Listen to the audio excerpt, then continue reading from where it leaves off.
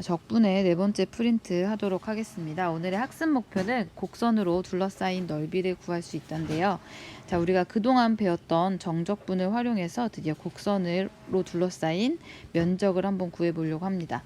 자, 우선 내용부터 살펴보면 함수 fx가 닫힌 구간 AB에서 연속이고 y는 fx랑 x축, 그리고 x는 a, x는 b라는 직선으로 둘러싸인 도형의 넓이를 정적분을 이용해서 이렇게 s는 인테그랄 a에서 b까지 fx의 절대값을 씌우고 x로 적분해서 이렇게 구해보려고 합니다.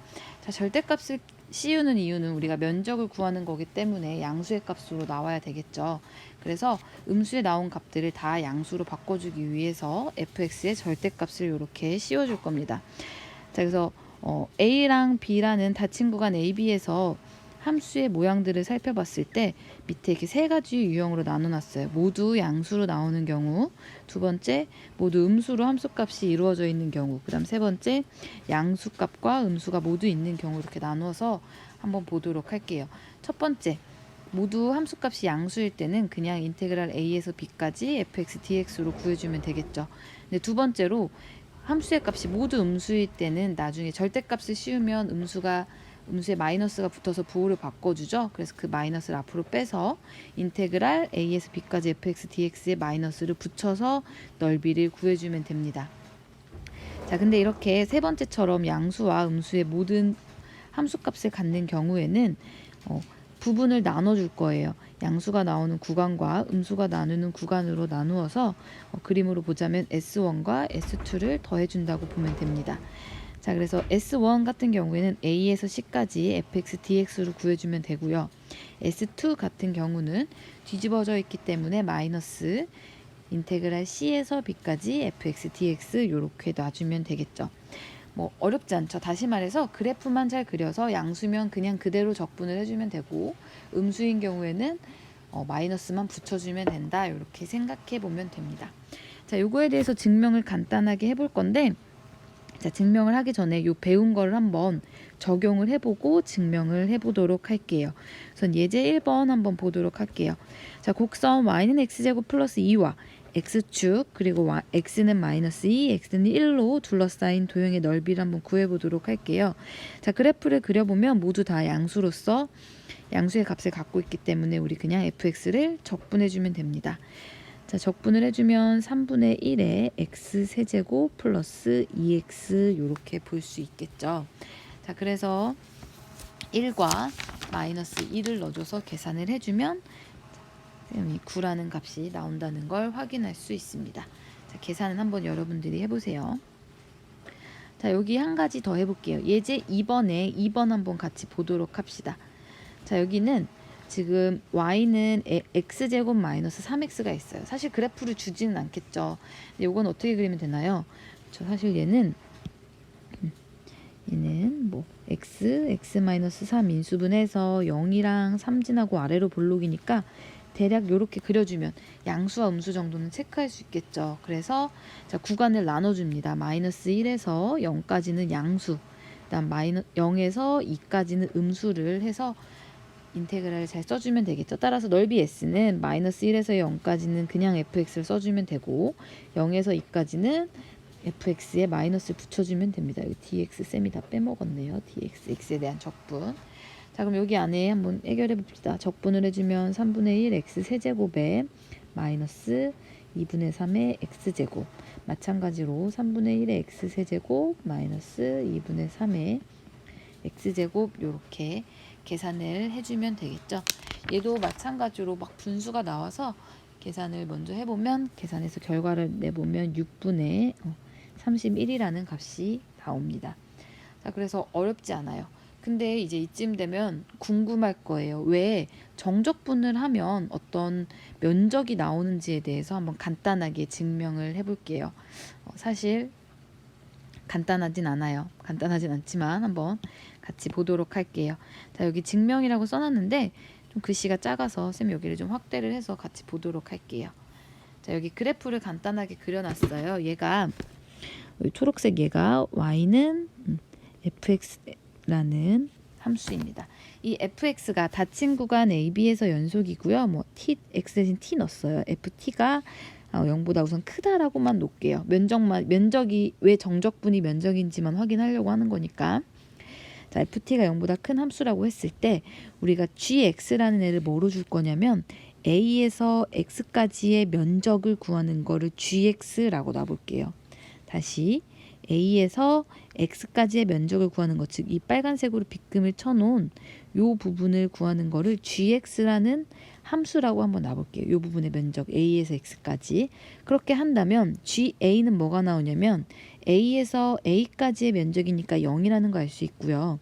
gb는 a에서 b까지의 면적이기 때문에 우리가 구하고자 하는 최종 목표인 s라는 걸 알 수 있어요. 그러면 우리가 이 s가 이 fx와 어떤 관련이 있는지만 확인을 좀 해보면 될 것 같아요. 자, 그래서 자, 순차적으로 한번 따라가 봅시다. x가 a와 b 사이에서 갖고 왔을 때 x가 변한다고 볼게요. 즉 다시 말해서 x가 지금 초록색 선으로 그어져 있을 수 있지만 주황색 선처럼 뒤로 밀려날 수도 있고, 뭐 x는 이 뒤로 갈 수도 있고요. 뭐 이 뒤로 갈 수도 있어요. 그럼 그때마다 gx가 점점점 늘어나겠죠. 그렇게 봤을 때 x의 변화량, 즉 x의 변화량을 델타 x라고 놓고 gx, 즉 x가 커짐에 따라 gx의 면적도 아까 바뀐다는 걸 확인할 수 있죠. 걔를 델타 g라고 놔볼게요. 그때 델타 g는 어떻게 구하냐면 되냐면, 즉 g의 여기가 요 점이 x 플러스 델타 x라고 볼 수 있죠. x의 변화량 델타 x라고 했을 때 g에서 x 플러스 델타 x에서 gx를 빼주면 요 노란색 부분이 즉 g에 대한 증분으로서 나올 거예요. 맞나요? 즉 델타 g를 이렇게 정의할 수 있고, ft는 닫힌 구간 AB에서 연속이기 때문에 최대 최소 정리에 의해서 이 닫힌 구간 요 부분에서 최대값 m과 최소값 m을 갖는다는 걸 알 수 있습니다. 최대값 m과 최소값 m이 항상 존재하겠죠. 이때 델타 g는 이 노란색으로 색칠된 요 부분은 직사각형 요 m 곱하기 세로의 길이를 m 곱하기 가로의 길이 델타 x 보다는 작고, 반대로 했죠. 다시 제일 작은 건 여기죠. 여기 요 부분보다는 크고, 즉 소문자 m 곱하기 얘가 세로, 가로가 델타 x보다는 크고, 증분은 여기 대문자 m 곱하기 델타 x보단 작아요. 맞죠? 그렇게 볼 수 있겠죠. 직사각형인데 우리가 구하고자 하는 이 초록색으로 둘러싸인 부분은 그 사이에 껴있으니까. 근데 이 부등식의 양변을 델타 x로 나눠볼게요. 그러면 스몰 m, 라지 m에 델타 x분의 델타 g가 껴있다고 볼 수 있습니다. 맞나요? 자, 근데 우리가 x의 변화량인 즉 델타 x를 0으로 한번 보내볼게요. 델타 x를 0으로 보내볼게요. 그럼 그래프에서 보면 델타 x 0으로 간다는 얘기는 여기에 변화량이 작다는 얘기예요. 점점 작아진다는 얘기예요. 점점 작아지면 얘가 fx는 연속이기 때문에 극한값은 함수값으로 간다는 거를 알 수 있겠죠. 즉 요 값으로, 즉 fx 값으로 간다는 걸 알 수 있어요. 라지 m 역시 마찬가지로 함수값인 fx로 간다는 거를 알 수 있습니다. 따라서 리미트 델타 x가 0으로 갈 때 델타 x분의 델타 g는 어디로 간다고 볼 수 있냐면 얘가 fx로 가고 얘도 fx로 가기 때문에 샌드위치 정리에 의해서 델타 x분의 델타 g의 리미트도 역시 마찬가지로 fx로 간다는 걸 알 수 있습니다. 또한 미분의 정의에 의해서 g의 x에 따른 변화량은 g'이라고 볼 수 있죠. g의 미분이라고. 그러면 양끝만 살펴보면 g라는 함수를 미분하면 fx가 나온다는 걸 알 수 있어요. 따라서 라지 gx는 fx의 한 부정적분이라고 볼 수 있네요. 부정적분 맞죠? 이때 라지 fx가 fx의 한 부정적분이면, 즉 부정적분 여러 개가 있기 때문에 라지 fx가 fx의 한 부정적분이라고 한다면 gx는 fx의 어떤 적분상수 c를 더해서 표현할 수 있겠죠.